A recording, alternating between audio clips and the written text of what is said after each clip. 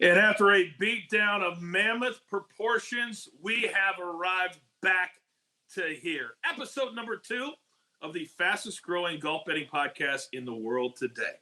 Travis Fulton, one of the great coaches in America, in the world, is my co-host and my competitor. I'm your host, the coach.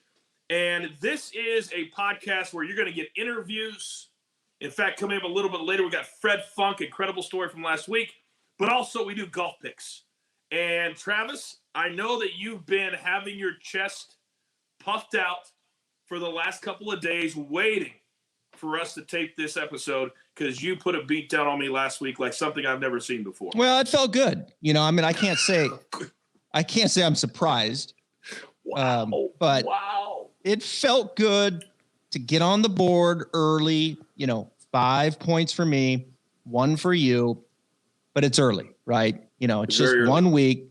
This is what I do. I go to work. I've got my model. I'm going to share a little bit more with you this week about my model, the method to the madness. I'm going to start drawing names out of the hat.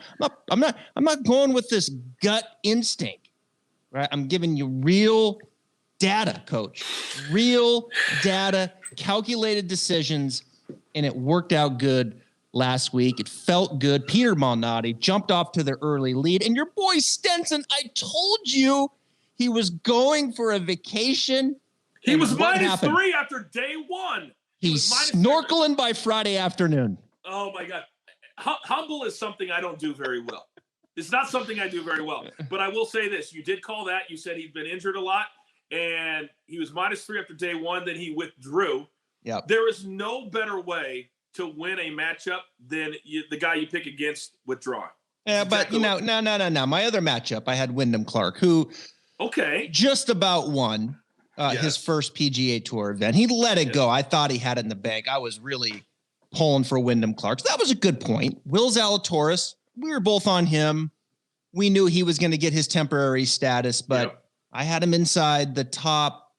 No, he was my lock. He was my lock pick top 12, inside 20. The top 20. Yeah. But then come on, you got to give me Denny McCarthy inside the top 10. That was a good pick. Denny McCarthy, my man.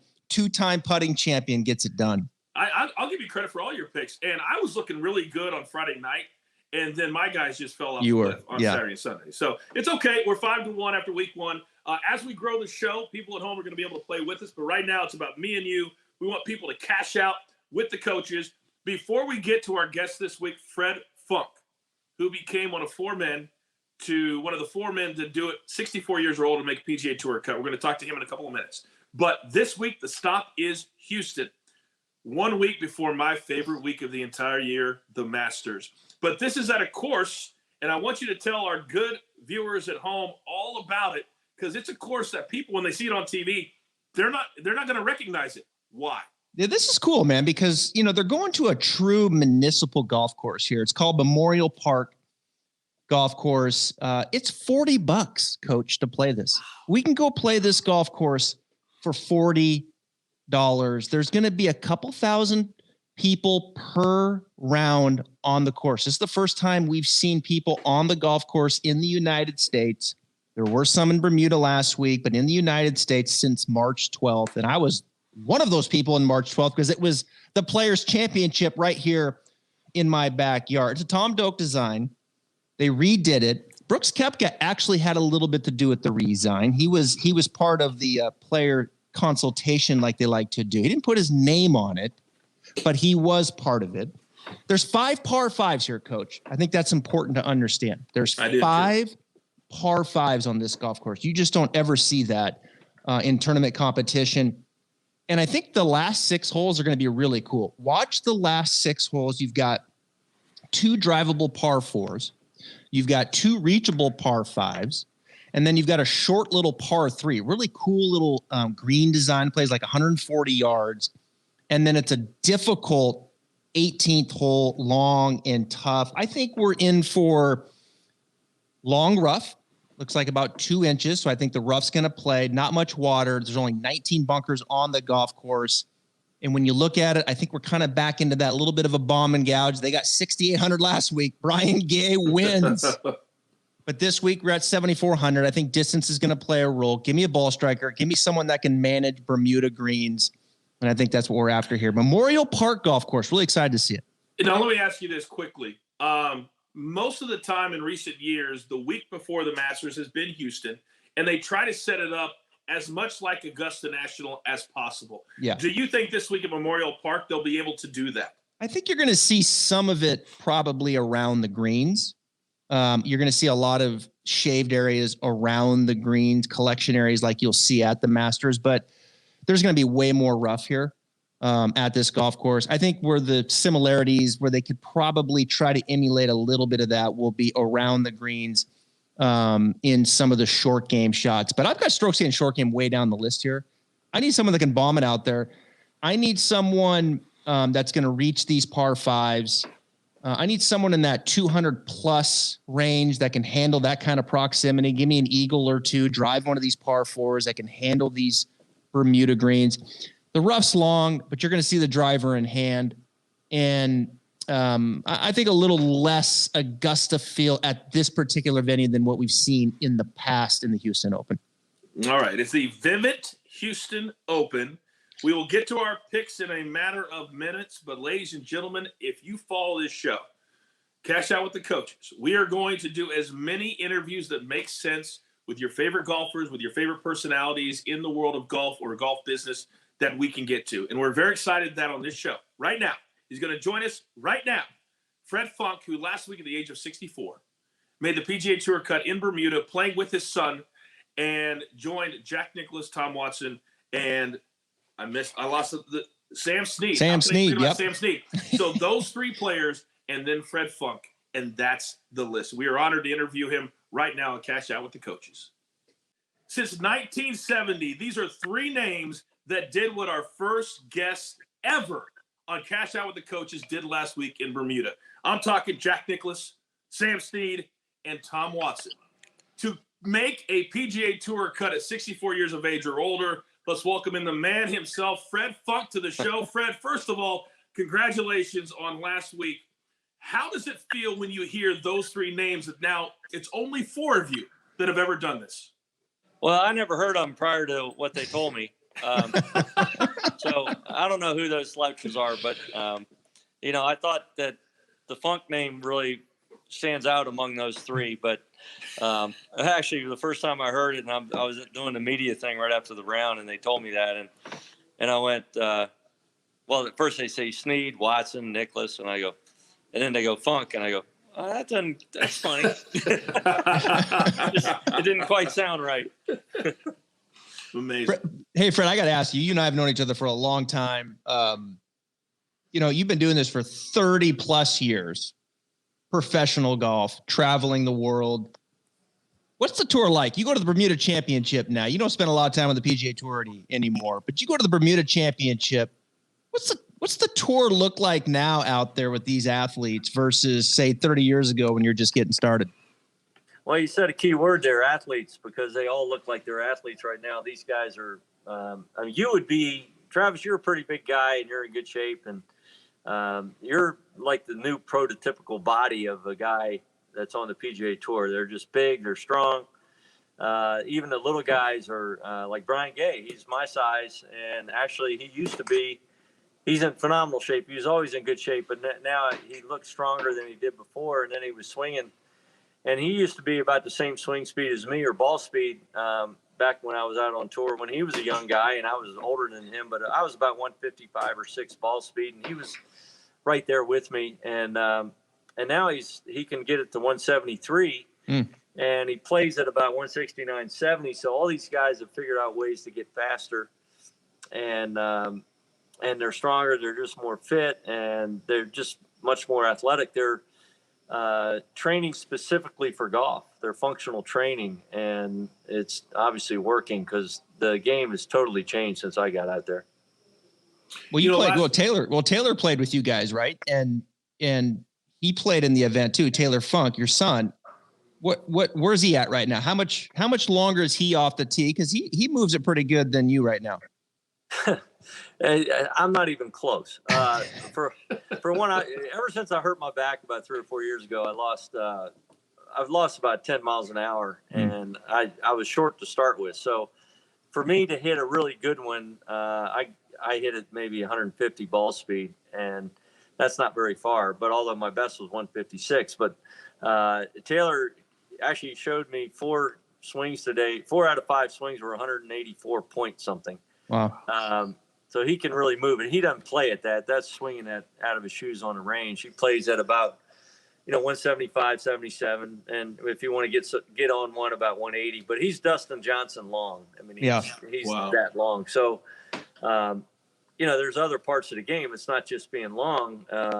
DeChambeau is taking it to a whole new level and extremely long, but he's also a really, really good putter and a really, really good chipper. And he, has added everything to it. So it'll be interesting where the game goes since we're talking about that, because DeChambeau is setting a whole new level. Tiger set a level. I'd say Greg Norman kind of set a level before Tiger as far as fitness and everything. And then Tiger put it to a whole new level from there. And then all the guys started following suit, and everybody was kind of looking the same, working out kind of the same. And then DeChambeau decides, I'm going to get on protein shakes, and I'm going to work out like crazy. I'm going to put on a lot of weight, and I'm going to work on speed. And he's also working on all the other aspects of the game. So I think the people that maybe look at DeChambeau, he's outside the box, but if they don't give him credit for what he's doing, they're just either jealous or stupid, because he is amazing what he's doing, and it's proven his little experiment works. Proximity to the hole, he's just trying to get as close as he can to the hole from the tee, closer than everybody else, and it's easier to get it closer to the hole from being closer to the hole, whether it's in the rough or not. And he's going from, of course, at Wingfoot, the U.S. Open, one of the hardest driving golf courses on the planet to hit a fairway, even for the most accurate players. And he just destroyed the field in that one. So it's exciting to watch him. He's got everybody's attention, and now Augusta's coming up, and it'll be interesting what he does. I'm going to go with jealousy. I think it's number one over it's number two. I think the players understand that they're not stupid. They understand he's going to be very, very difficult to beat. But with that aside, if what you did last week was not during the fall, wasn't during the NFL season, I think it would have got a ton more attention. And Fred, I'm a golf romantic. I love the stories. For you to make that cut, chipping in on your final hole, and have the first person that puts their hands on you be your son, how cool was that moment for you in your golfing career? No, it was really cool. The biggest thing was playing with my son. That was the only reason why I was there. I wouldn't take a spot in the field if it wasn't for that. They gave us a spot last year, but we weren't paired together. And then this year we were paired together. It was really fun to do that and to watch Taylor at the same time. We had brutal conditions that second day. It was windy the first day, 15, 20, but it was blowing 30 plus that second day, and it was almost goofy golf.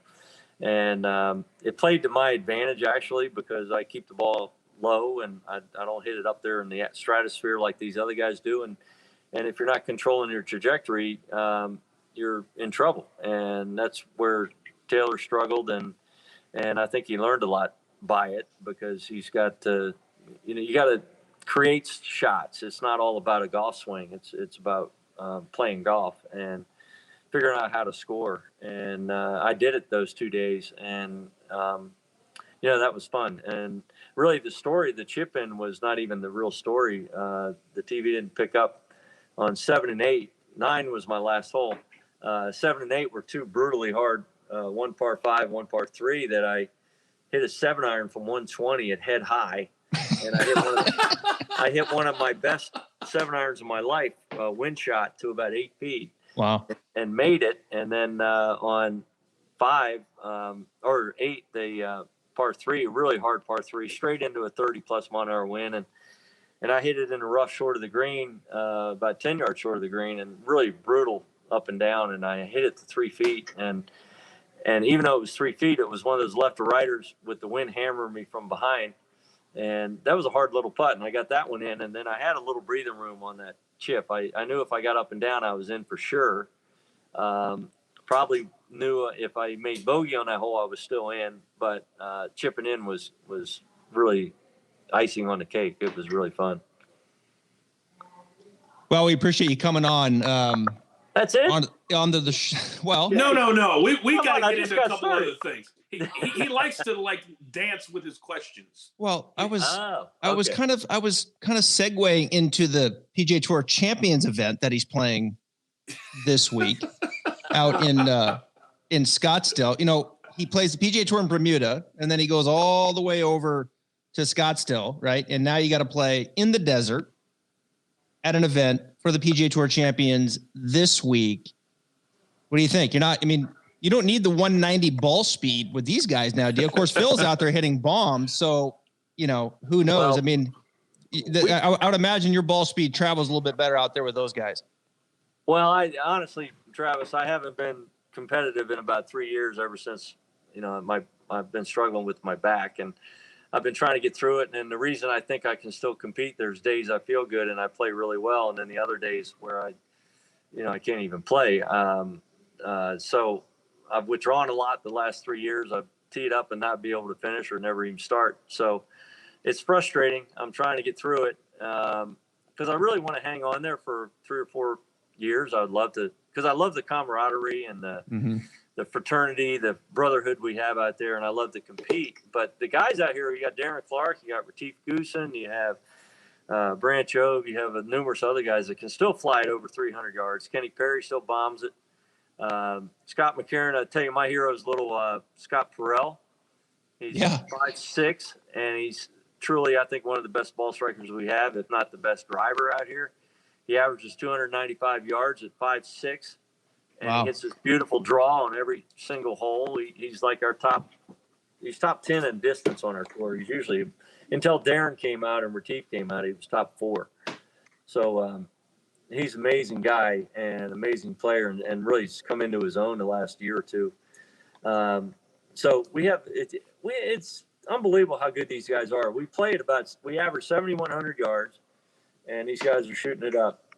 One thing I did notice, there was a big difference the way they set the golf course up when I noticed last week. Now, you know what a 3-pin is, where it's three steps from the end or from the edges. And I thought way back when I was on the regular tour that we were talking about those were a little too tight. Well, now the guys have gotten so long, they went back to and then they started moving them to 4 and 5. Well, we had every hole last week, nearly every hole, it was 3 from the front or 3 from the back or 3 from the side, and just, maybe 30 yards back, it may be 4 yards onto the green. But when you have a pin that close to the edges and you short side yourself, it's really difficult to get up and down. Yeah. And you lose that extra 3 to 6 feet from a 3-pin to a 5-pin. 5-pin is huge when you're coming out of a bunker or coming out of Bermuda rough or any kind of rough. And what they're trying to do is protect the golf course, and that works because. And one thing I like about it, it really rewards good play. If you're playing really well, you can take advantage of the threes, and if you're not, it's going to get you. It's going to show you that, hey, I'm messing up. You're going to, if you're a little off, you're going to aim more to the middle of the green, but you're taking away your birdie opportunities. If you're taking on the pins, you're taking on a risk, but you're going to maximize your potential of making birdies. Well, I tell people all the time, that's why you can see a 75 from one player and a 65. Then the next day they can reverse it depending on how they're hitting the ball. Now, we're getting ready to come up on our show, Fred, and our core audience loves our golf picks. And clearly I underestimated Travis last week because he jumped out to a really quick lead. So a 2-part question for you as we close it out and I get ready to get back on the horse. A, what are Travis's weaknesses so that I can exploit them? And also, as a player on tour and the way that golf betting has really exploded the last couple of years, how much do you think players think about when people bet on them and think about coming through for them and all of that kind of stuff? I'm interested to know. Well, first, his weakness, I think you just got to get him in a social environment with some alcohol. And you just make sure he drinks enough, and then you get serious about the picks, and then he kind of loses. Yeah. So okay. Well, wait. That in caddying, and Fred knows. Oh yeah. Well, yeah. And I told him straight up. I was like, "Look, I'm in, but don't ask me to caddy." And he asked me one time, and after that round, I think I left the 8-iron on the first green or somewhere. And he's like, I'll never ask you again. You're done. You're done. I don't know. He's pretty tough. He's knowledgeable. I know. But to the second part of the question, because obviously players have to think about it. Don't you think?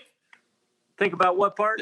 Think about the fact that so many people are betting on them now in 2020. The fact that golf betting has become so big. Yeah, but you mean the players are thinking about it? The players. No, we're not even thinking about it. No. Not at all. Okay. No, Okay. They're not. I guarantee it. You get a guy like Mickelson, he'll bet the bet, and he'll go, okay, who's picking what and why are you picking me, and then I'll bet against you. So yeah, that sounds like our show. He'll figure it out. But I don't know. It's exciting that they can have that. You can bet player against player or where they finish. Like Vegas does. They just pick anything and everything. Well, it is by far the fastest growing as far as sports are concerned in the sports betting world because there's so many different ways to do it. So we're excited about it. We love doing the show. Fred, best of luck in the tournament this week. Get better so we can watch you play for the next 3 or 4 years. And we're truly honored that you decided to come on the show. Thank you. Oh, yeah, anytime, guys. I'd love to do it. And great talking to you guys. And Travis, great seeing you. Yeah, you too. Thank you. Good luck this week. All right. See you guys. Bye-bye.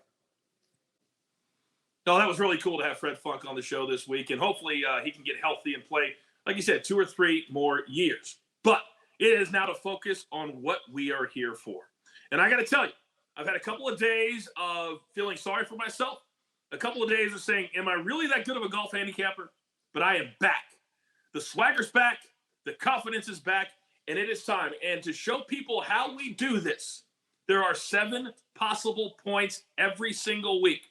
We do 2 tournament matchups for a point apiece. A top 10, a top 20, a winner, and then 2 points for our lock of the week. Now, if you pick a tournament winner correctly, Travis or myself will receive 10 points and some bragging rights that will never stop for a month or 2 at least.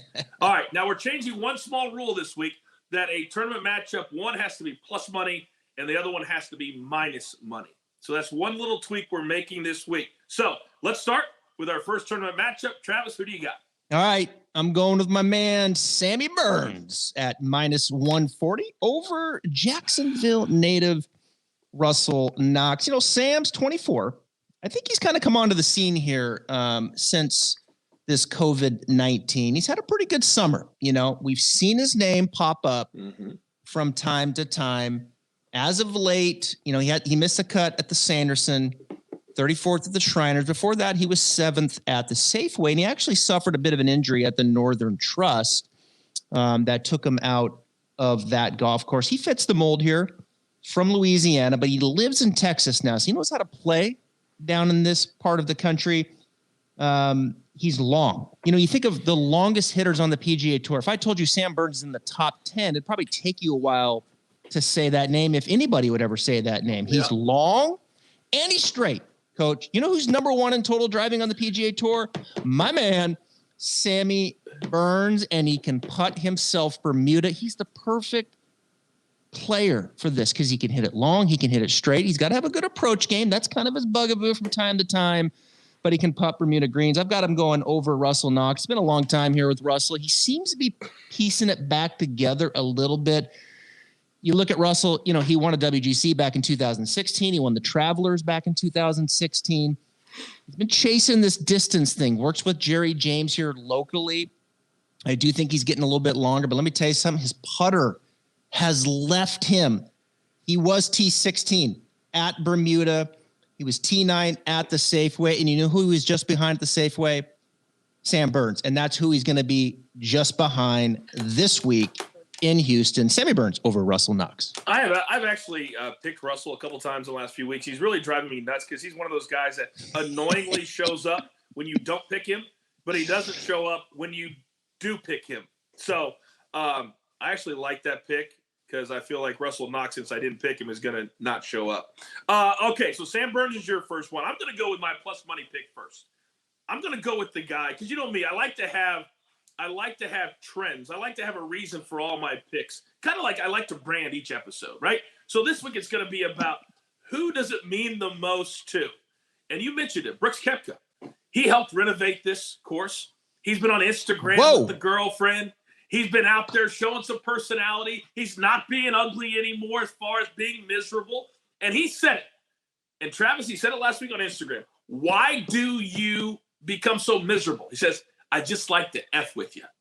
So I think he's very Bill Belichick-like, that he's just messing with us, that he has a great personality. For that reason, head up this week. One of the bets you can make, we got our picks from MYBOOKIE.AG. Go there and get your lines. He's plus 150 against my man, Dustin Johnson, who's the favorite in the tournament this week. First time back since COVID. I'll bet against anybody coming back from COVID that they're going to be a little bit lethargic. So I think Brooks comes out.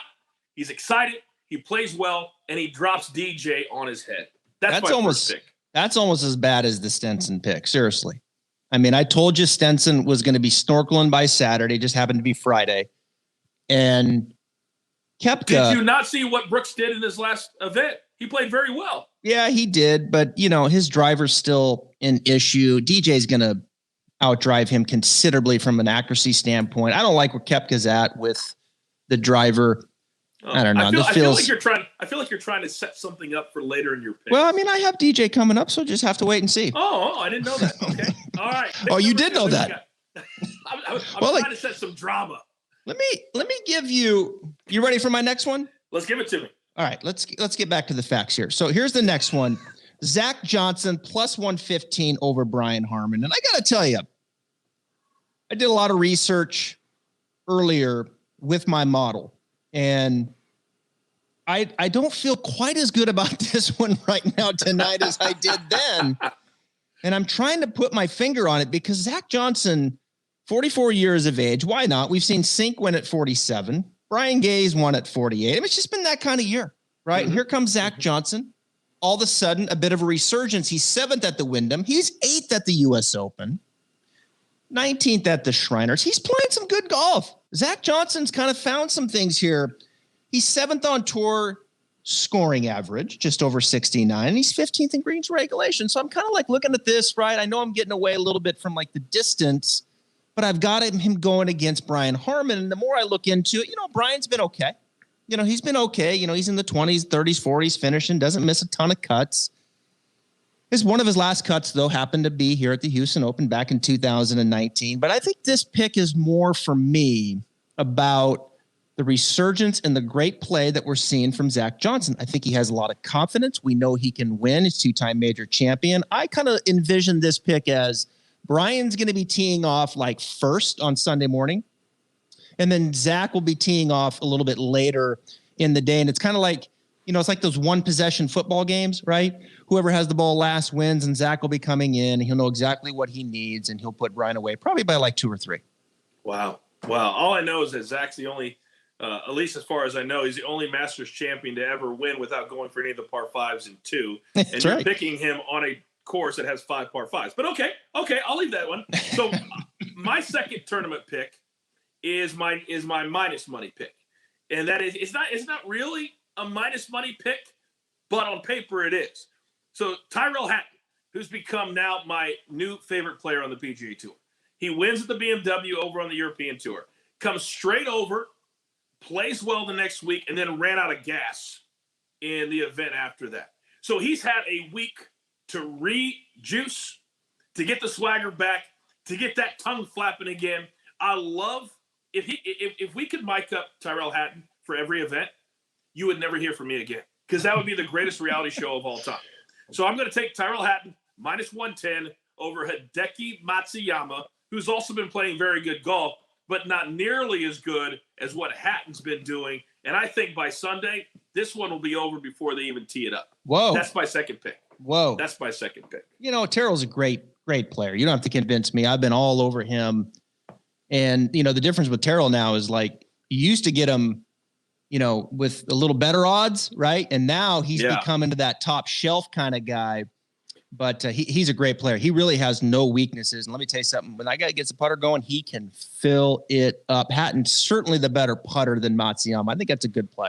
Yeah, thank you. He's a red hot player that can put 4 or 5 birdies together and all of a sudden you see him jetting up the leaderboard. You're like, what did he do? And you want to see what he does. All right, up next, we're going to go with our top 20 pick. Top 20. Top 20 bets next. Go ahead. So it's time for my man, Sanjay M. He's your guy. My man, Sanjay M. He is. If you follow me at Travis Fulton Golf on Instagram, you know Sanjay M is my man. Former Rookie of the Year on the PGA Tour. And let me tell you something.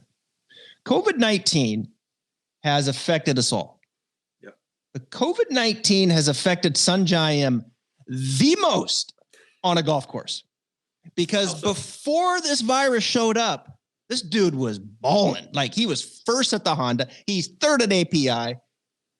I mean, he is like going this way. No weaknesses. Good ball striker. Approach game good. Short game good. Putting good. And then this COVID thing happens. He comes back.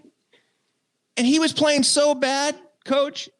He even took a week off. And Sanjay M doesn't take weeks off. Ever. He doesn't have a house in the United States. He lives in hotels. He took a week off. So we had to reset things here a little bit. Well, here he comes. All right, Sanjay, 9th at the Wyndham, 22nd at the U.S. Open, 13th at the, like all of a sudden, I'm kind of feeling it again. My man, Sanjay, he's back. Okay. 14th right now, strokes ain't off the tee. His putting's, but his best surface by far is Bermuda. By far.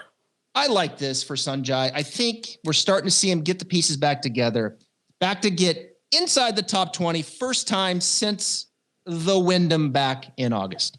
7 straight cuts for Sanjay M. So at least he's going to be there on the weekend, you would think, to at least give yourself a chance. Because there's nothing worse than picking a top 20, top 10 or winner, and they're gone on Saturday. Well, you mean like Wesley Bryan last week? Yeah, that's the worst. All right, my top 20, he's my second newest favorite player on the PGA Tour this week. He's a guy that the PGA Tour loves rolling out videos of him when he played on the Korn Ferry Tour, and all he did was eat and eat and eat. And now he has embraced the fact that he loves food. He says his mom's the best cook that he's ever had, but he also has a ton of game. And my guy, Harry Higgs, plus 350. Harry Higgs, plus 350, top 20 pick. He's been trending in the right direction this entire year. And I think now, even though this is a tournament, Travis, that a lot of the big names are coming back to play, he has now positioned himself as a guy that knows he can play with elite competition. I think this week he's a top 20 player in Houston. Yeah. Yeah. You know what? You're kind of making sense this week. I mean, it's wow. From you, I got to hand it to you. I looked at Higgs there too. I think I'm okay with that. I'm okay with that. Cool. Yeah. You're getting the hang of this now. It's good. I'm trying to, man. I got to hang with you. It's going to be like grabbing your coattails week to week. You're the expert. All right. Top 10 pick. Who do you got? Well, top 10, no surprise. We got to go with Tony Finau, right? This guy has been lights out the last 3 months. What if I said to you, Jim Herman has 2 more wins than Tony Finau? I would say it's one of the most ridiculous stats in the history of the PGA Tour. Jim Herman has 2 more wins than Tony Finau, but I don't need Finau to win. No, I don't need him to win. I just need him to finish in the top 10. And this can happen a couple different ways with Tony. He can get right up to that leaderboard, right up there first, second. And then on Sunday, we know, right? He comes back. What he's known for. That's what he does. So it's like, okay, 9th and 10th. But then we can be T30, T40 coming into Sunday, and then he can go 63. And all of a sudden, we finish 8th like we did at the U.S. Open. We 5th like we did at the BMW. 4th like we did at the PGA. 3rd at the 3M Open. Okay. So we know he's a top 10 machine. He's a modern day Matt Kuchar, probably without a few more wins. Tony Finau. You know what I like about Tony real quick? My favorite thing that I saw with Tony Finau here in the last month is when he posted that driver video and he took it all the way back and it was parallel.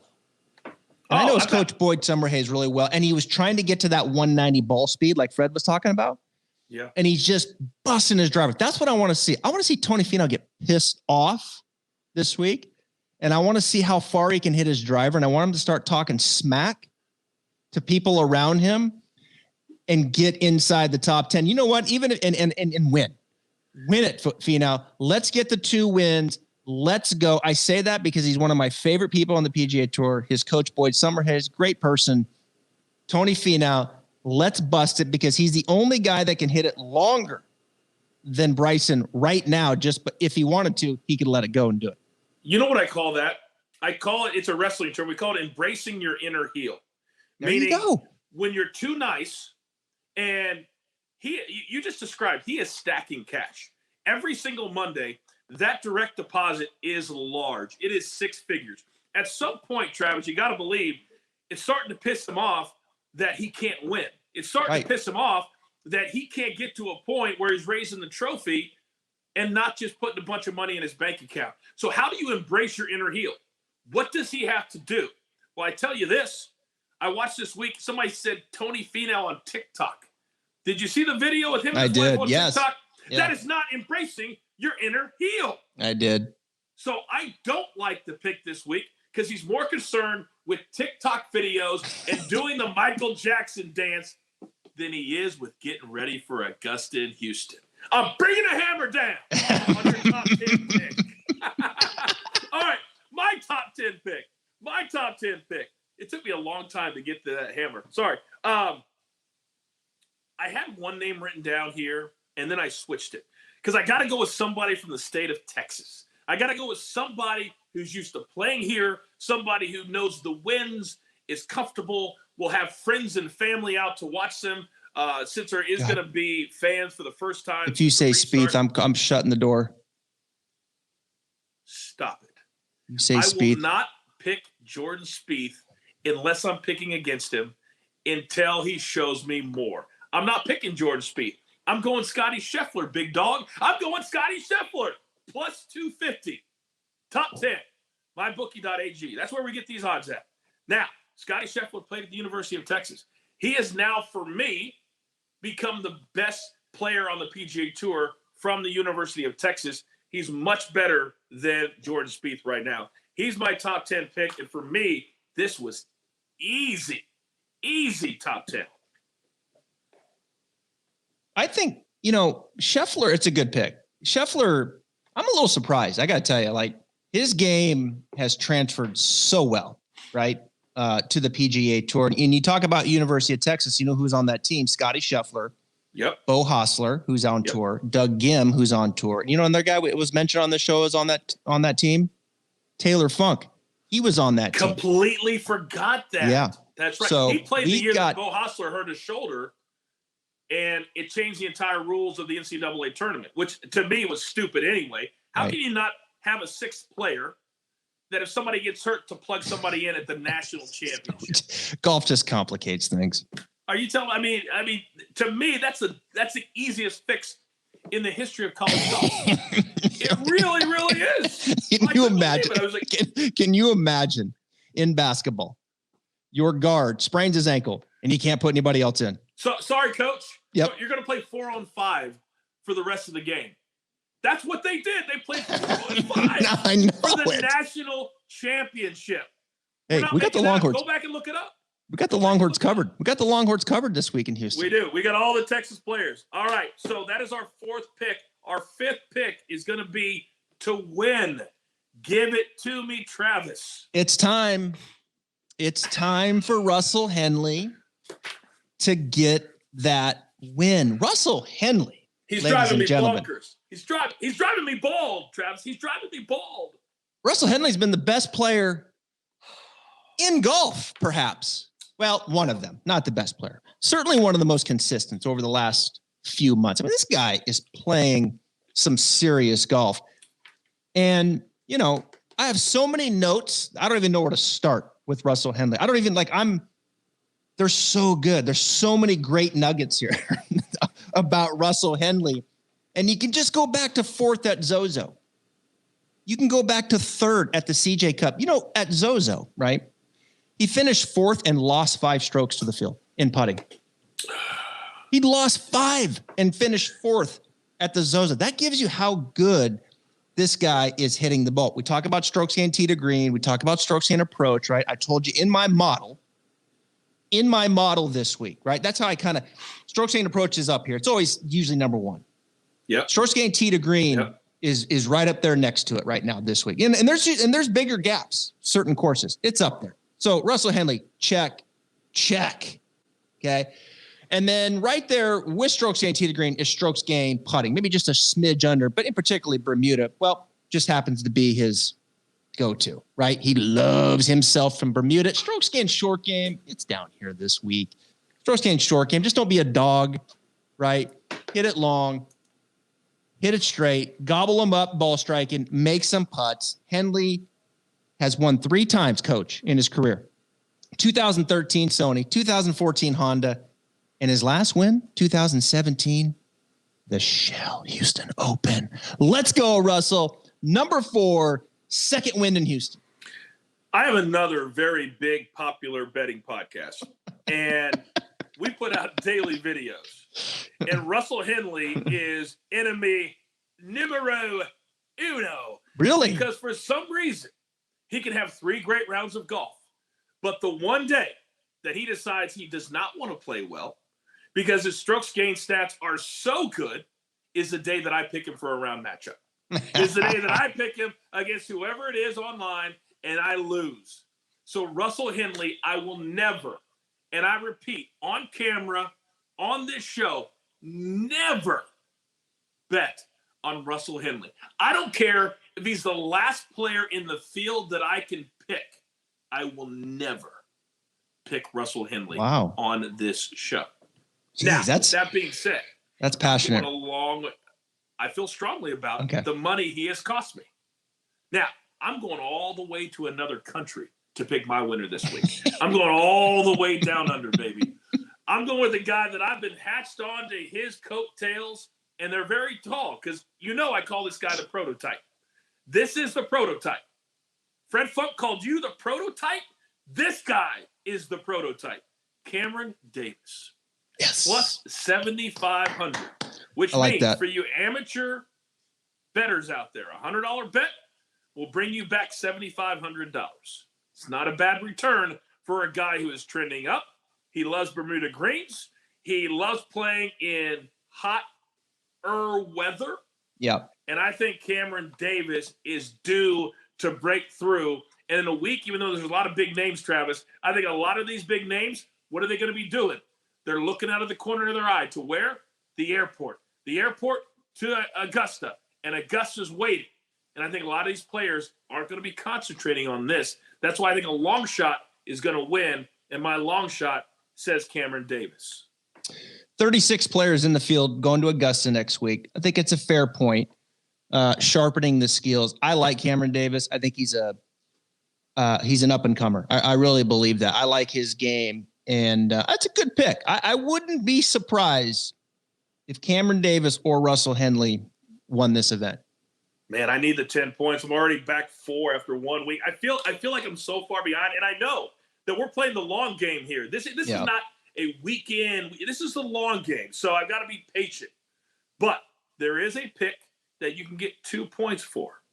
So I need right now your lock of the week.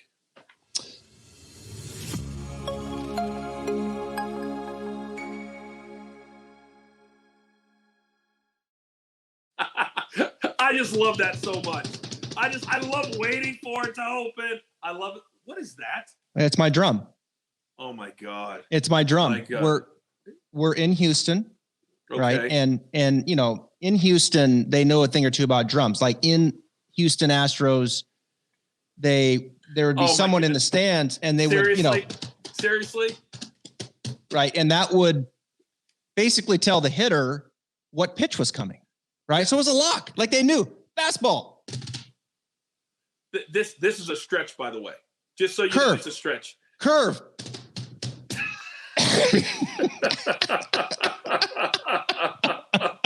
Okay, cheat boy.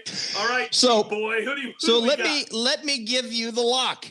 Okay. Right? Let me give you the lock. I know a thing or two about these 2 points. I won them last week. Right? I had the lock. And this week, the lock is top 10 Dustin Johnson. Now I know, look, he's the number 1 player in the world. You got to deviate from that a little bit, right? Give us something. we know Dustin Johnson, but have you watched professional golf lately? Have you seen the names that are winning on the leaderboard? Did anybody see Brian Gay winning? Anybody see Stuart Snake winning? Anybody see Hudson Swafford winning? I mean, come on, right? We're seeing some crazy stuff right now. Dustin Johnson, he's coming back post-COVID. But I got to tell you something. You said something that kind of made me mad earlier. You said most of these guys are just going to be looking ahead to next week. I don't think so. I think Dustin Johnson, I've said it before, peak Dustin Johnson. You get his interest. There's not a better player in the world right now. And you've seen it. Before he got COVID, he's just winning golf tournaments left and right. And when he's not winning them, he's finishing 6th at the U.S. Open. He's finishing 2nd at the BMW. I mean, he's winning. He's in the top 10. I know he's coming back. He's probably looking ahead a little bit. But I think Bryson got his attention, and he's responded. And I wanted to just make sure that this was a lock for you. So I reached out to his coach, not Claude Harmon, Alan Terrell. And I said, Alan, is our man still focused? And he said he is focused and healthy and ready to go. Lockdown. Houston, DJ, top 10.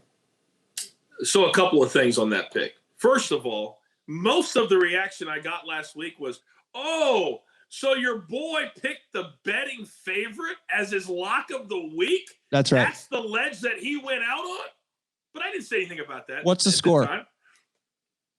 Well, I didn't pick the betting favorite for every damn thing. So now this week, you have a chance to pick somebody with maybe a little bit bigger odds. But no, you go for the second week in a row with the betting favorite in the entire tournament as your lock of the week. Way to go out on the ledge. Way to go out on the ledge. And by the way, once again, let me pick up that name you just dropped about 30 seconds ago on the floor. I called his coach.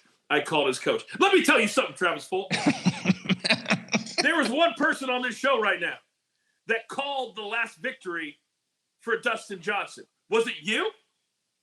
No. It was me on PGA Tour Live. I was the last one that did an interview with Dustin Johnson live on PGA Tour postgame. I was the guy that asked him what that victory meant to him. And do you know what he told me, Travis Fulton? He said, I've been working my entire life for a FedEx Cup. This means as much to me as majors do, but not as much. Right now, my career is about majors, and I'm focused is about majors, which brings me to this moment. You just said you talked to his coach. Well, guess what? Dustin Johnson talked to this coach, and what he told me was that the Masters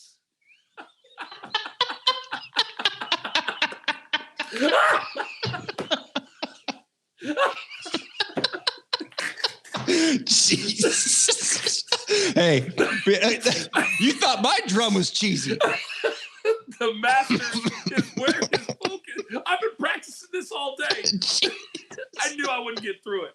So my lock of the week has nothing to do with that. Was just more fun to do for me. My lock of the week is Victor Hovland. Oh, top. All that for that? Yes, because that was really impressive, and that was based off of your pick and me. Yeah. So that was good. I appreciate my pick that. Wasn't going to be that exciting, so I had to do something with yours. So my lock of the week, Victor Hovland, top 10.